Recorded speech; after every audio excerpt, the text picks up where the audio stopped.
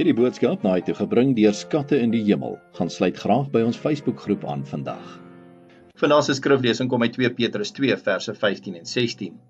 Hulle het die reguit pad verlaat en verdwaal geraak. Hulle het die weg gevolg van Biliam, seun van Beor, wat daarop uit was om vir geld onreg te pleeg, maar wat oor sy oortreding bestraf is. 'n Stom rydier het met die stem van 'n mens gepraat en 'n einde gemaak aan die onsinnige optrede van die profeet.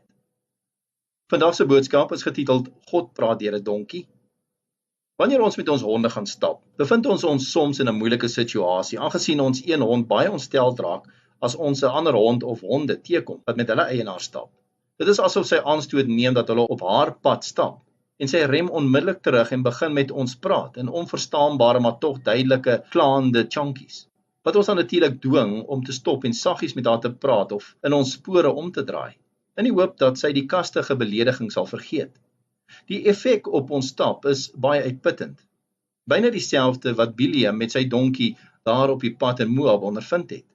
Al verskil is dat God deur sy donkie met Biliam gepraat het om te doen wat God wou hê hy moet doen. Ons het reeds gesien hoe die gees van God deur Dawid en Josafat, 2 konings, gewerk het.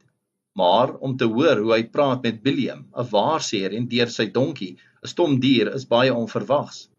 Dit is die donkie wat die engel van die Here sien en weier om vorentoe te beweeg. Die eerste keer draai af die veld in. Die tweede keer staan by Biliam se voet teen 'n muur. En die derde keer gaan lê hy, elke keer om te keer dat Biliam verder gaan. Toe hy die donkie vir die derde keer slaan, lees ons, toe laat die Here die donkie praat. En die donkie sê vir Biliam, "Wat het ek jou aangedoen dat jy my nou al 3 keer geslaan het? Is ek nie die donkie waarop jy nog altyd gery het nie? Maak ek altyd so met jou?" Die Here het Biliam se oë oopgemaak en hy het die engel van die Here in die pad sien staan met 'n ontblote swaard in die hand. "Waarom het jy jou donkie nou al 3 keer geslaan? Ek het jou kom voorstaan, want ek sien jy is op 'n gevaarlike pad.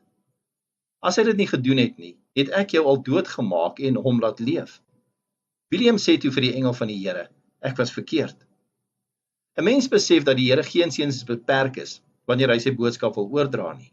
Hy praat deur die goddelose, deur buitengewone omstandighede, deur die skepping, deur sy dienaars en deur die Bybel. Biliam is in versoeking gebring deur die aanloklike beloning wat Balak, die koning van die Moabiete, hom aangebied het om die Israeliete te vervloek.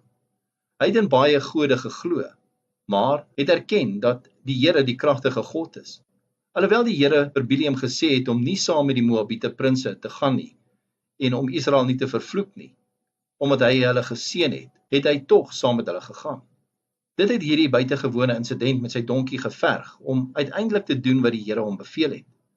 Later lees ons, toe hy opkyk en die stamme van Israel langs mekaar sien woon, het die gees van God oor hom gekom. En toe kom Biliam met hierdie uitspraak, "Geseënd is hulle wat jou seën, vervloek is hulle wat jou vervloek." Wat 'n wonderlike God. Kom ons bid saam.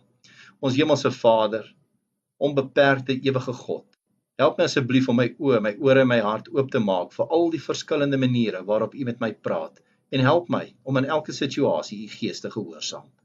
Ek bid dit in Jesus naam. Amen. As U soortgelyke boodskappe wil ontvang maandag tot Vrydag, sluit aan by ons WhatsApp broadcast groep. Stuur net jou nommer na 072 581 2973.